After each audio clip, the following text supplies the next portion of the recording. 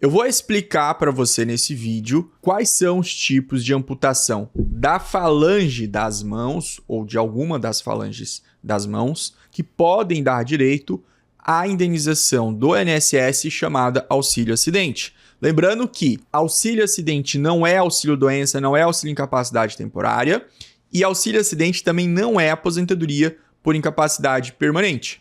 Se você sofreu amputação traumática por acidente, infelizmente teve ali amputação de parte do dedo, preste bem atenção, porque eu vou demonstrar para vocês diversas situações em que o INSS pode reconhecer o seu direito ou situações que ele pode negar, mas mesmo assim você pode ter direito na justiça. Vem comigo. Se você não sabe, o INSS tem uma lista que está no anexo 3 do decreto 3048 de 1999 e essa lista traz situações que dão direito ao auxílio-acidente, ou pelo menos que são exemplos que normalmente o perito do INSS deve conceder o auxílio-acidente. No quadro 5, você tem ali as perdas de segmento de membros e aqui você tem as situações de amputação. Essas situações é que eu vou exemplificar, começando pela situação número 1, perda de segmento ao nível ou acima do carpo. Essa situação aqui, ela é a mais grave de todas.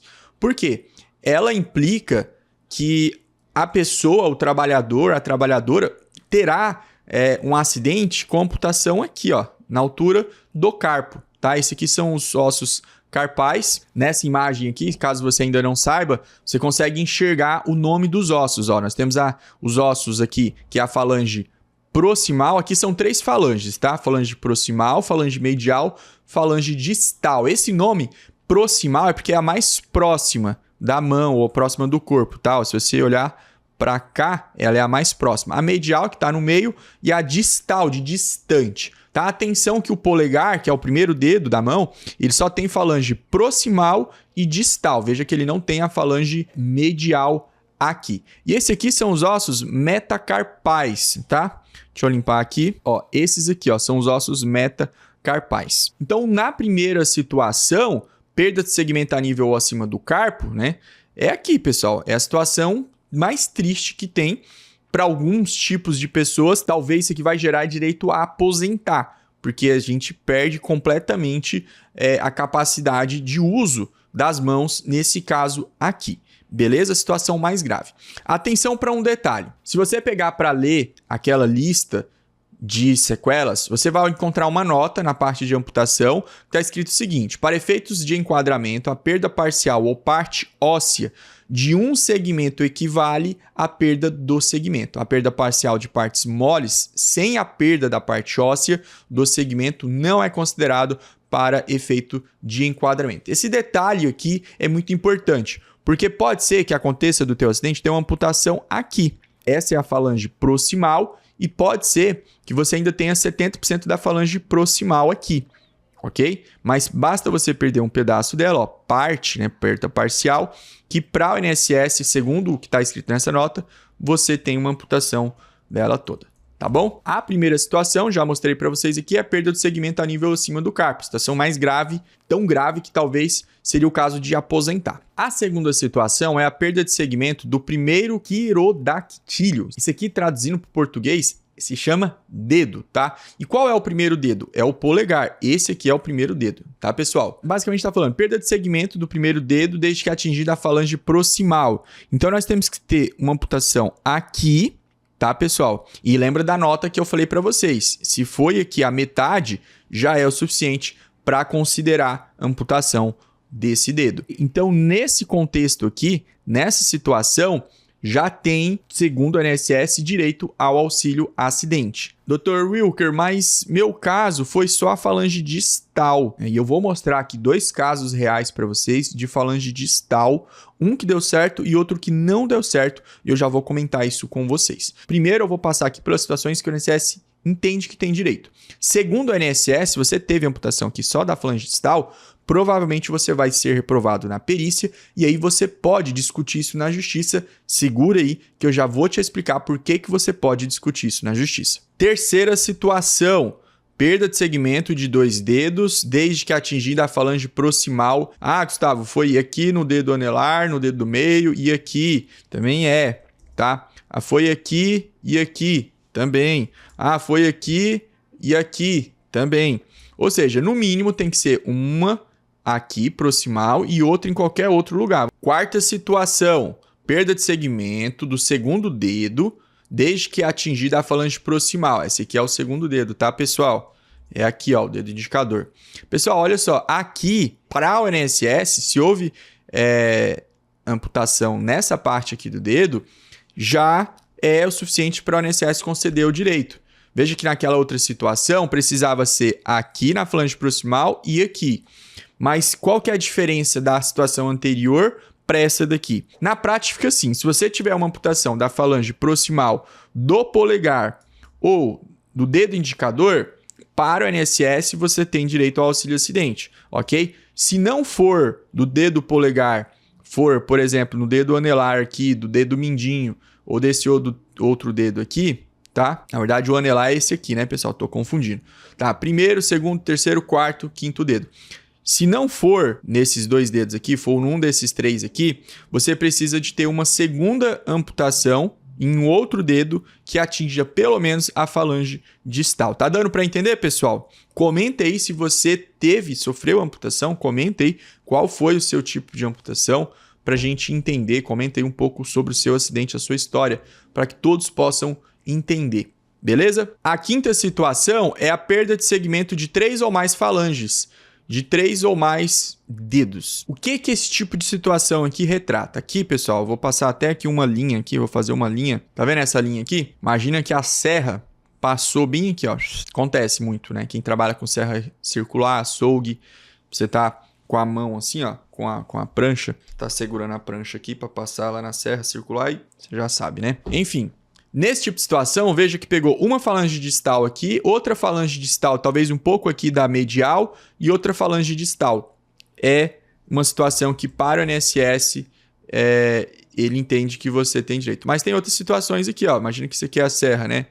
Pode passar aqui. Você vê que se a serra, dependendo, né, do jeito, ó, pode passar aqui. Tem várias formas de a pessoa ter um acidente. Inclusive, infelizmente, é uma situação que acaba se repetindo. Você percebeu que são situações bem graves que o INSS quer que aconteça com o trabalhador para que ele possa pagar o auxílio acidente? Você notou isso? Não é assim que a justiça entende os casos de auxílio acidente. Existe um entendimento na justiça que sequelas que causam redução, mesmo que mínima, no trabalhador, podem dar direito ao auxílio acidente. Então eu disse para vocês que ia mostrar 2 casos, um que ganhou e outro que perdeu, de situação de amputação de dedo. Vamos lá que eu vou mostrar aqui para vocês. A primeira situação é essa daqui, ó. Veja que ele sofreu uma amputação do primeiro dedo, tá? Na falange distal.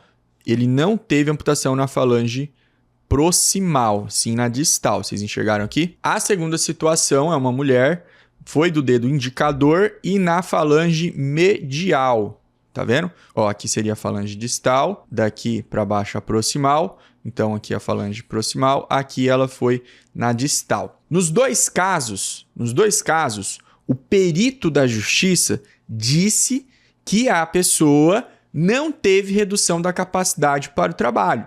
Ou seja, os dois tiveram laudo negativo na perícia judicial. Porém, um ganhou e o outro perdeu. O que ganhou foi esse último que eu mostrei, esse aqui, ó. Essa pessoa ali com esse tipo de situação ganhou. Essa bem aí perdeu. Apesar que essa outra que perdeu tá fazendo uma estratégia para tentar ganhar de outra forma, tá? O ponto é, por que essa ganhou, que é uma situação meio parecida, e o outro perdeu? Porque foi feito um recurso e os desembargadores decidiram, nesse caso aqui que eu acabei de mostrar para vocês, que eu falei que ganhou, os embargadores decidiram, depois de uma defesa do advogado, depois de toda uma discussão, entenderam que houve sim uma redução da capacidade para o trabalho. Os dois tinham profissões manuais, mas os juízes, os embargadores, entenderam que não tinha e outros entenderam que tinha. Por que existe essa diferença? Sendo bem honesto, sendo bem transparente, a diferença não tem motivo, não tem explicação. É cabeça de juiz. O que eu penso que tem que ser feito para evitar perder um processo desse tipo. Porque já que ganharam, já que tem diversas pessoas que ganham essa indenização por conta de amputação desse tipo aí, diversas mesmo, por que que outras não ganham? Porque quando entra com processo judicial, você tem que ter prova. Sequela sozinha, sem prova, não é o suficiente. E quais são esses tipos de prova? Primeira prova que você tem que ter é foto da sua mão. Só ela sozinha não basta. Você tem que ter também um raio-x para mostrar onde é que o osso teve ali a amputação, certo? Lembra lá daquela nota que eu falei no começo do vídeo. Outro tipo de prova que você precisa ter é um bom relatório médico descrevendo a sua limitação. Ou seja, qual é a consequência de você ter uma amputação dessa falange distal, por exemplo? Você quer ver? Vamos imaginar que isso aqui é uma peça de cerâmica, uma peça de porcelanato. Como é que você segura um porcelanato? Né? Normalmente você vai segurar assim. Deixa eu virar aqui, por exemplo. Aqui, ó. Você vai segurar aqui. Tá vendo?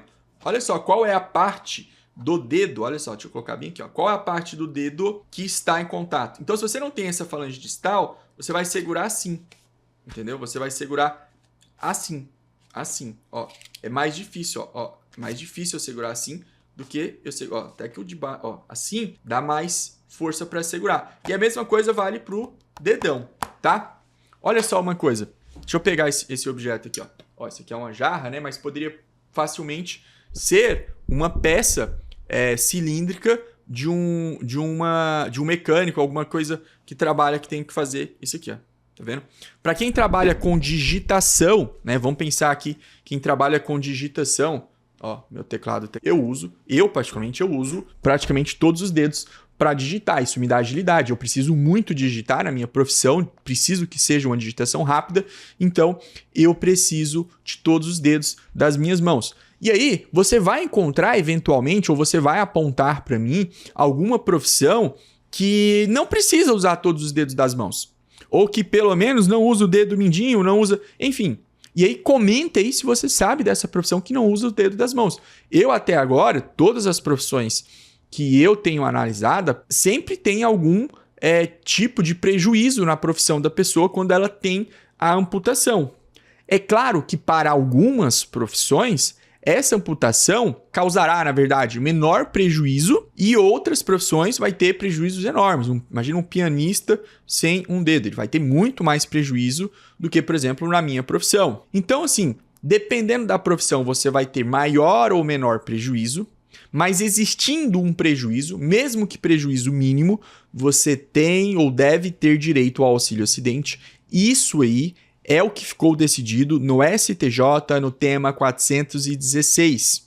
Combinado? Eu vou deixar 2 vídeos para você assistir agora. Esse aqui é onde eu explico o valor que dá para receber de auxílio acidente, tanto o valor mensal quanto o valor dos atrasados. E esse outro vídeo meu onde eu explico como que eu resolvo e atendo pessoas de todos os cantos do Brasil. Escolhe aí um dos 2 vídeos para você assistir. Até a próxima.